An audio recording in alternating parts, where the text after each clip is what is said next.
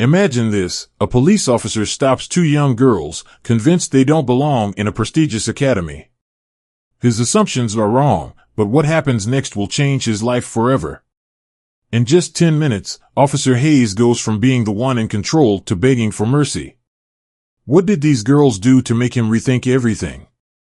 Stay tuned to find out. Lindenvale was a town defined by its clean streets and tight-knit community.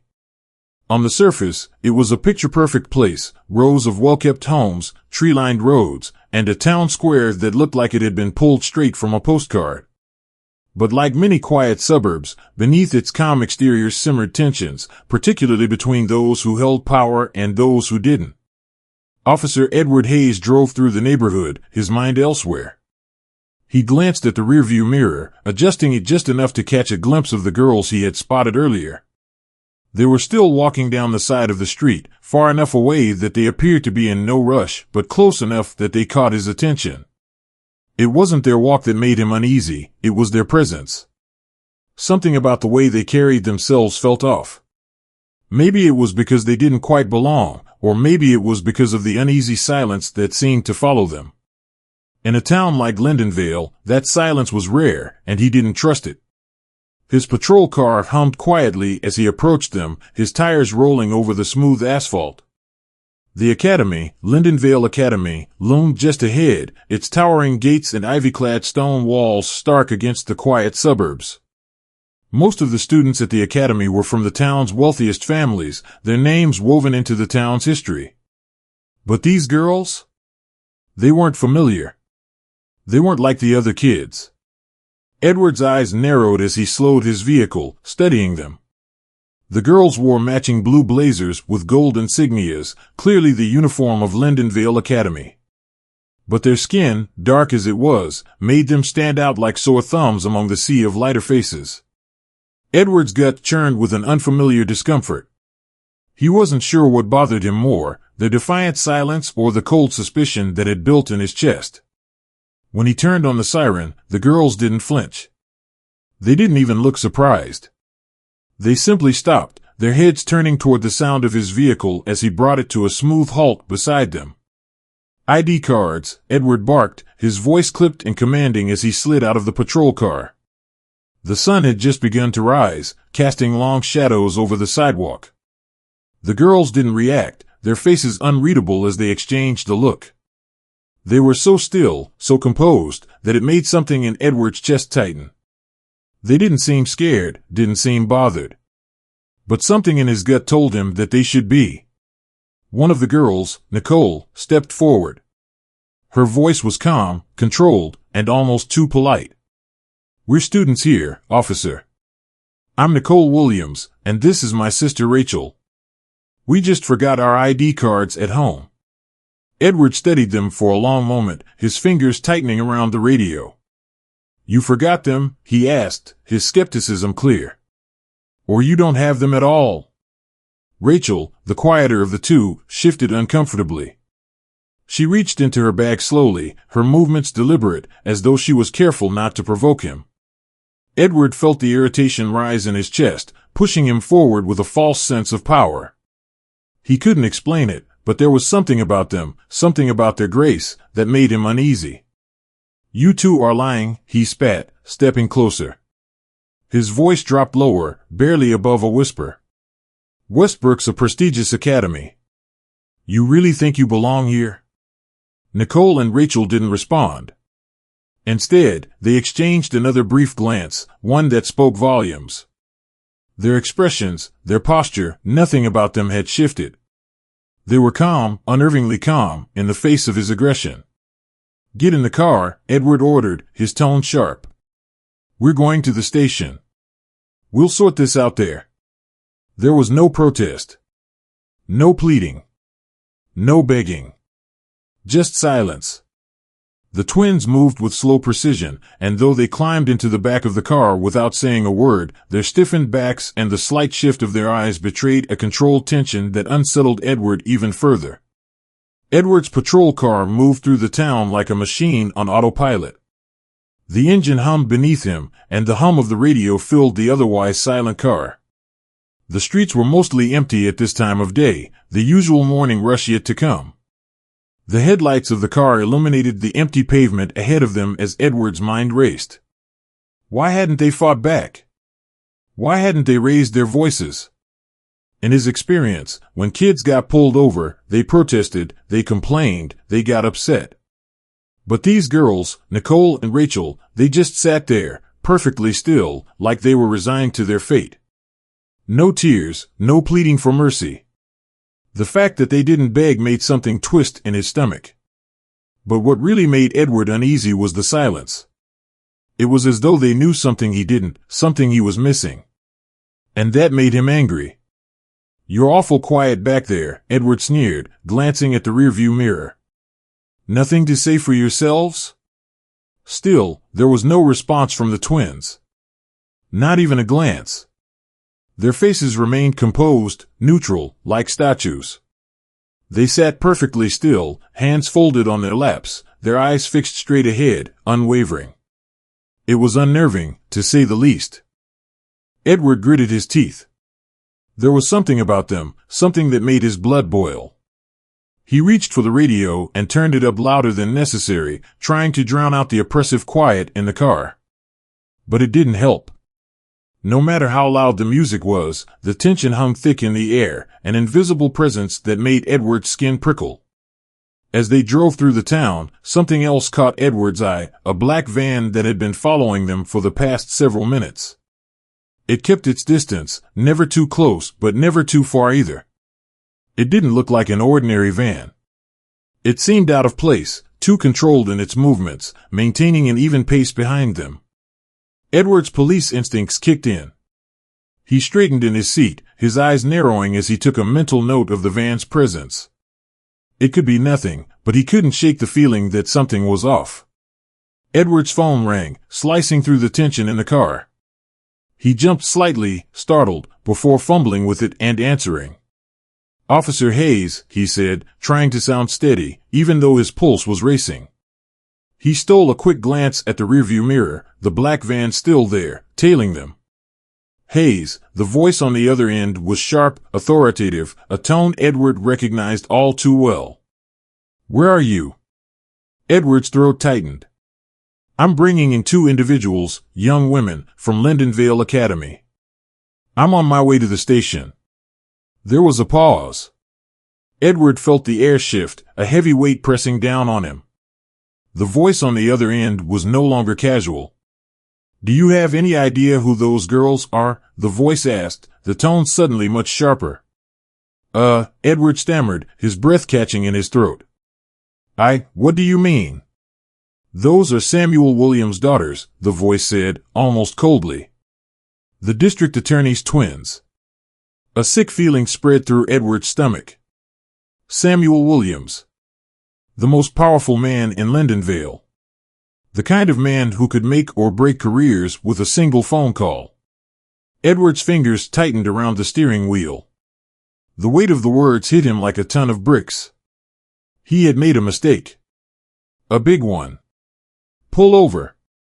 "Release those girls immediately," the voice on the other end commanded. "Then report to Williams' office. He's waiting for you." Edward's mind raced as his pulse quickened. His mistake wasn't just embarrassing, it was potentially career-ending. With trembling hands, he pulled over to the side of the road, his thoughts racing as he opened the door to release the girls. This wasn't just a mistake. It was a disaster. Edward Hayes stepped out of the patrol car, his movements stiff and jerky. His heart hammered in his chest, and he could feel the blood rushing to his face as the reality of his situation settled over him like a crushing weight. This was no longer just an ordinary traffic stop, it was an incident that could change the course of his career. Maybe even his life. He didn't even know where to begin with an apology. There was nothing to say that would undo what he had done. He could feel the cool morning air against his skin, but it did nothing to calm the rising panic that twisted in his stomach. "Get out," he muttered, his voice barely above a whisper as he opened the back door of the patrol car. The twins, still silent, slid out of the vehicle one by one. Their movements were smooth, almost rehearsed, as if they had been through situations like this before. He glanced at them quickly, taking in their composed expressions, their calm demeanor. Their eyes, dark and unwavering, met his for a brief moment, neither one of them angry, neither one of them scared. It was as if they were waiting for him to make his move. "You're free to go," Edward said, his voice cracking slightly as he tried to mask his anxiety. I made a mistake." Nicole nodded slowly, though there was no trace of satisfaction or malice in her eyes, just a quiet understanding. "We know," she said, her voice soft but steady. Edward shifted uncomfortably, his gaze dropping to the ground. There was no fire in her words, no harshness. It was just a simple statement of fact, a recognition of his error.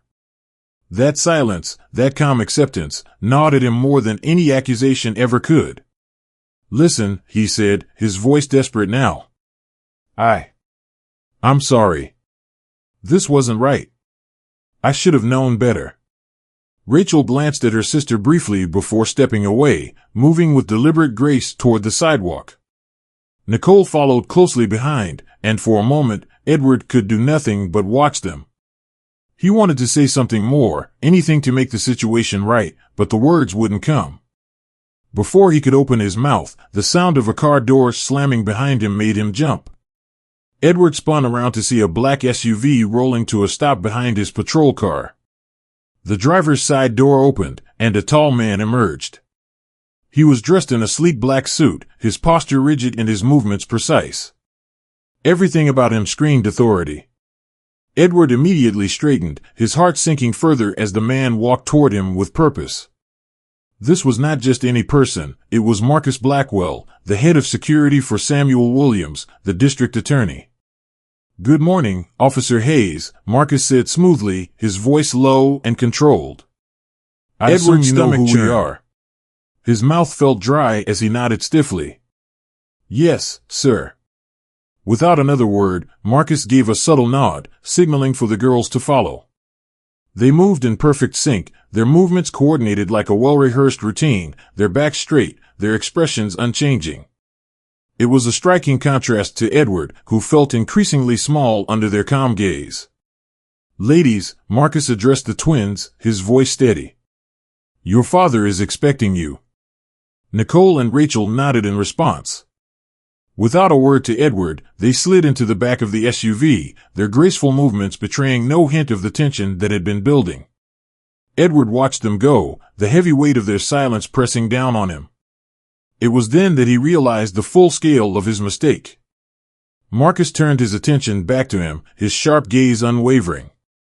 "You made a mistake, Officer Hayes," he said calmly, but the edge in his voice made the words feel like a sentence. "But we all make mistakes.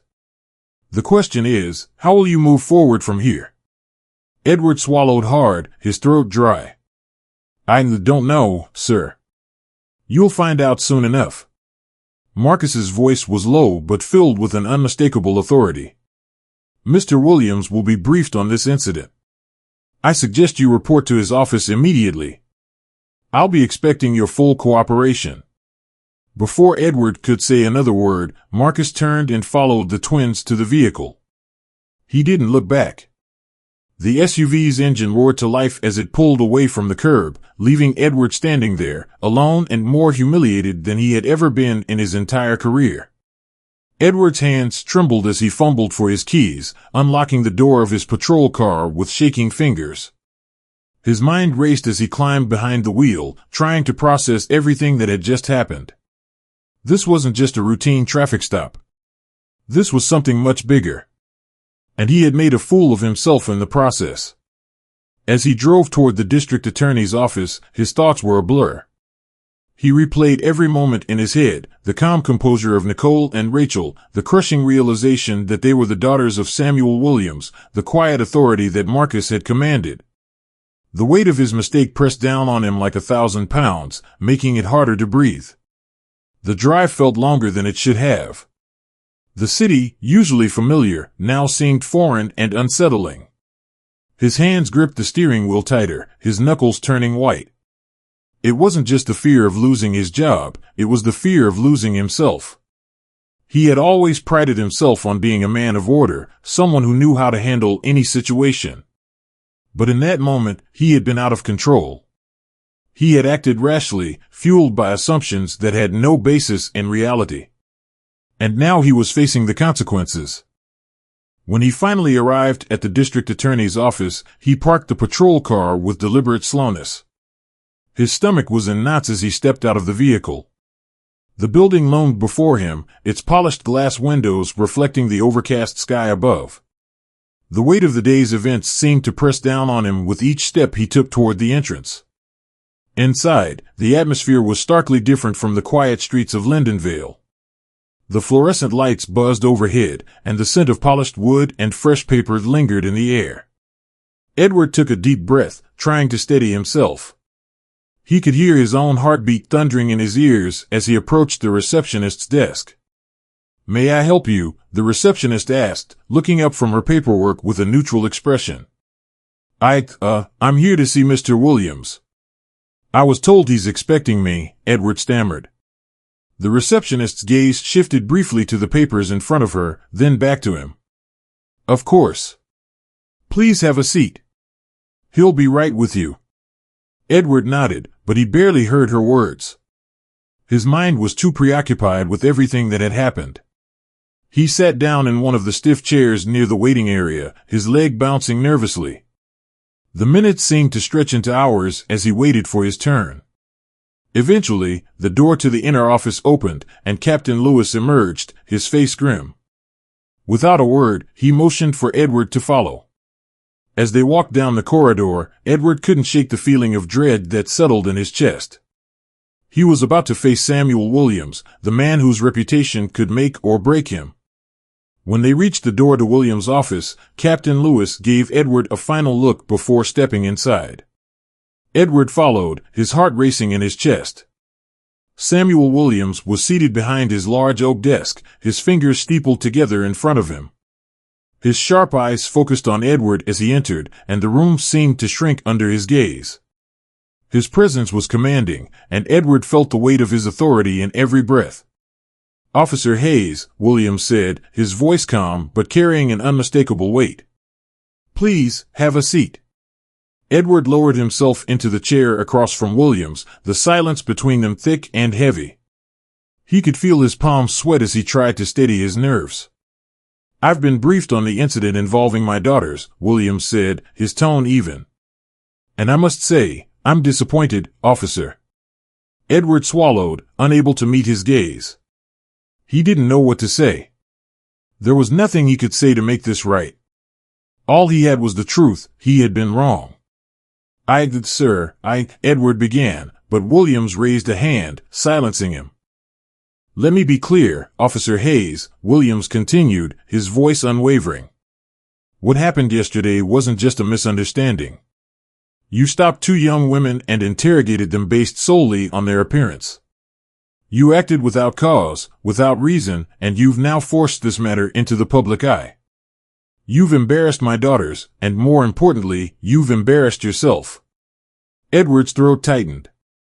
He could feel his face burning with shame. He had made a terrible mistake, and now he had to face the consequences. "I understand, sir," he said quietly. "And I'm sorry." Williams regarded him for a long moment, his eyes searching Edward's face for any sign of genuine remorse. After what felt like an eternity, he finally spoke. "I believe in second chances, Officer Hayes," Williams said, his voice measured. "But trust, once broken, is hard to rebuild. I'm not going to fire you today. But understand this: if you want to make amends, you will have to earn back the trust you've lost." Edward nodded, his mind spinning. He would do whatever it took to redeem himself. He owed it to himself, and he owed it to the girls he had wronged. "I won't let you down, sir," he said quietly. "I promise." Williams nodded, but his expression remained stern. "Good. Because this is just the beginning. You'll be working with my daughters, both of them. And you'll show them the respect they deserve. If you can do that, then maybe you'll have a chance to regain your dignity. But that's up to you, Officer Hayes." Edward stood slowly, his knees weak. "Thank you," he murmured, though the words felt hollow. As he left the office, he could feel the weight of the world pressing on his shoulders. The road ahead would not be easy, but it was the only one left for him. Edward spent the next several weeks trying to rebuild the trust he had destroyed. The work wasn't easy, and the days dragged on. Every interaction with the community felt like a battle. Some people avoided him, others whispered behind his back. But he kept his head down, focusing on the work ahead. Every time he encountered Nicole or Rachel, they regarded him with the same quiet grace they always had, their eyes filled with wisdom that he couldn't quite understand. Through his time working alongside them, Edward began to see the world in a different light. It wasn't just about what had happened, it was about what came after. What mattered now was how he moved forward. And that meant understanding that trust could only be rebuilt through action, not words. As he walked through the halls of Lindenvale Academy one afternoon, he couldn't help but notice the difference in his own thoughts. There was a time when he would have judged a person by their appearance or background. But now, he saw the truth: people, regardless of who they were, all deserved respect. And the twins, Nicole and Rachel, had been right all along. They hadn't needed to say anything. They had shown him the way. It was up to him now to follow it. It was a few weeks before Edward Hayes could look himself in the mirror without feeling a deep pang of guilt gnawing at him. Every day, every moment since that fateful stop with Nicole and Rachel Williams had been a lesson in humility. He found himself walking the streets of Lindenvale with a newfound sense of self-awareness, constantly reminded of the stain he had left on his own reputation and the damage he had done to others. At first, people avoided him. The whispers were thick, and the sideways glances were nearly unbearable. Even his fellow officers looked at him differently, some with pity, others with disdain. It was clear they all knew what had happened. The embarrassment hung over him like a dark cloud, and it seemed that no matter how hard he tried to work his way through it, the shadow of his mistake followed him everywhere. He threw himself into the work. He volunteered for extra shifts, helped with neighborhood patrols, and made an effort to be more visible.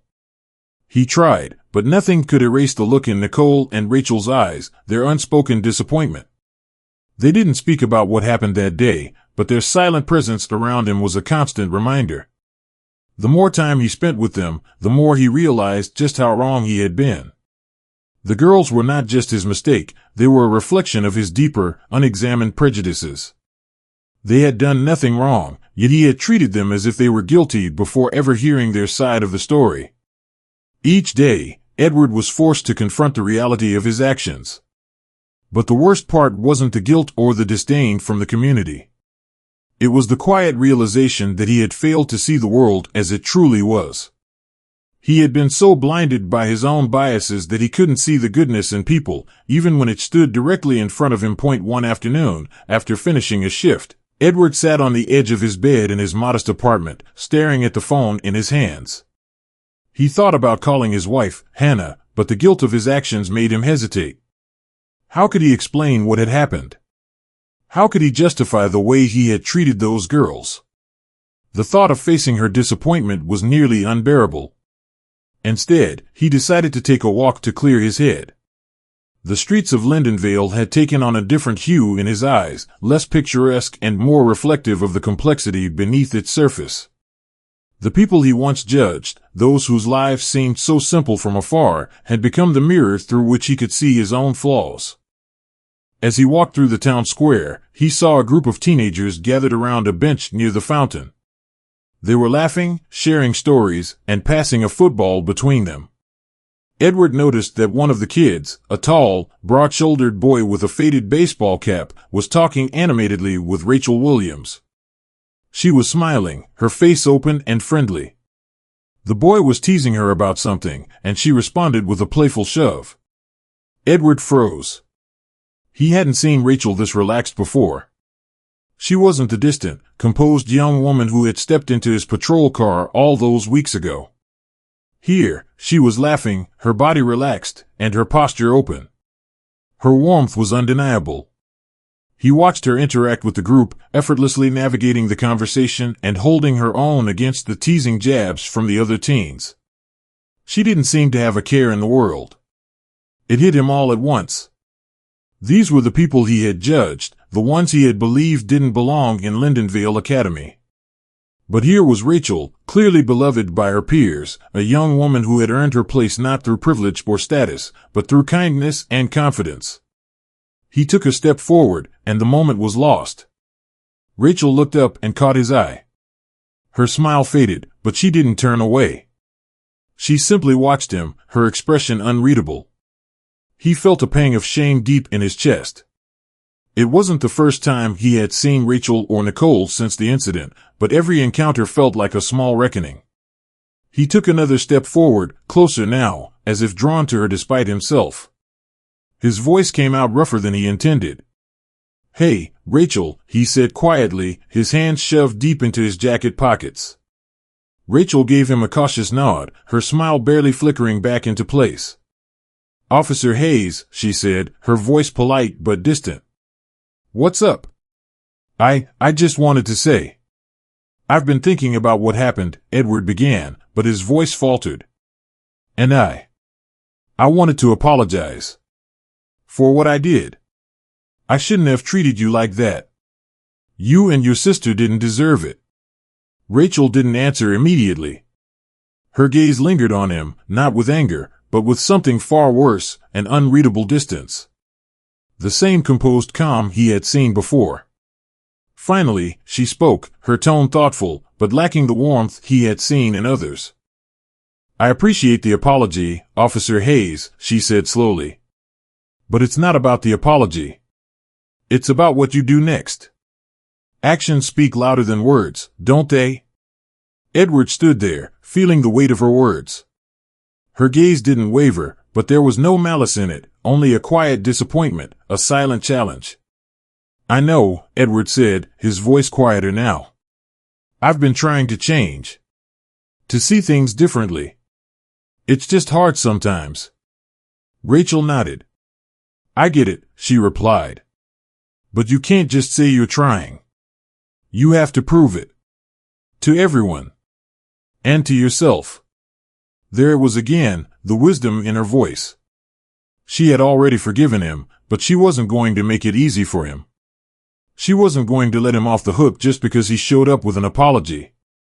And that, more than anything, made him realize how far he still had to go. It was around this time that Edward began to shift his approach. The weeks that followed his conversation with Rachel were filled with hard work and constant reflection. He had realized that simply being sorry wasn't enough. He couldn't just expect people to forgive him. He had to show that he was willing to put in the effort to change. One Saturday morning, Edward found himself in the heart of Lindenvale's most diverse neighborhood, Riverside. The district, which had once felt alien to him, now felt like the place where he needed to be. He had started spending more time there, helping out at the community center, volunteering at local businesses, and offering his services to the elderly. It wasn't easy. Many of the residents were wary of him, and rightfully so. He had spent years treating people in Riverside as other, judging them based on his assumptions, his biases. But now, he was determined to make things right. Today, he was helping out with the neighborhood cleanup project, working alongside a group of teenagers and elderly residents. It was hard work, and Edward's muscles ached as he picked up trash along the sidewalks, hauling bags of litter into the back of a truck. But as the morning wore on, something shifted inside him. He began to see the people around him not as threats, but as neighbors. People who were working together for the common good. No labels, no assumptions. Just people. Later that afternoon, as they were finishing up the cleanup, an elderly woman approached him, a soft smile on her face. She had watched him throughout the morning, offering quiet praise when he helped clean up an especially messy area. Now, as she handed him a bottle of cold water, she spoke. "You're doing good work, Officer Hayes," she said gently. "I see you. Keep it up." Edward paused for a moment, stunned by her words. He had expected nothing but cold shoulders from the people in Riverside. But here, this woman, someone he had once probably looked down on, was offering him encouragement. It was a small act, but it was a sign that his efforts were starting to pay off. Weeks passed, and Edward's interactions with the community grew more frequent. He began to understand the complexities of the people in Riverside, the stories they carried, and the struggles they faced every day. His interactions with Nicole and Rachel Williams remained cordial but distant. He had not earned their trust yet, and he wasn't sure when he ever would. But one evening, while he was helping out at a community dinner, something unexpected happened. A man who had been one of his toughest critics walked up to him. The man, whose son had been involved in a minor incident with Edward several months earlier, offered a hand. "You've changed, Hayes," the man said, his voice thick with skepticism but softened by time. "I didn't think I'd ever see the day, but you've done good work here." Edward shook the man's hand, feeling the weight of his words. It wasn't forgiveness, not yet. But it was a step forward. One small, meaningful step toward redemption. As Edward walked home that evening, the streets of Lindenvale felt different. The town wasn't just a place he patrolled anymore, it was home. It wasn't perfect, and neither was he.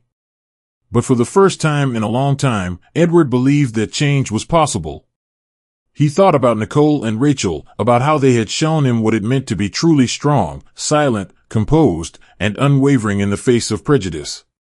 They were his mirrors, reflections of everything he had been and everything he could become. And though he had a long way to go, he knew one thing for sure: he wasn't going to stop trying.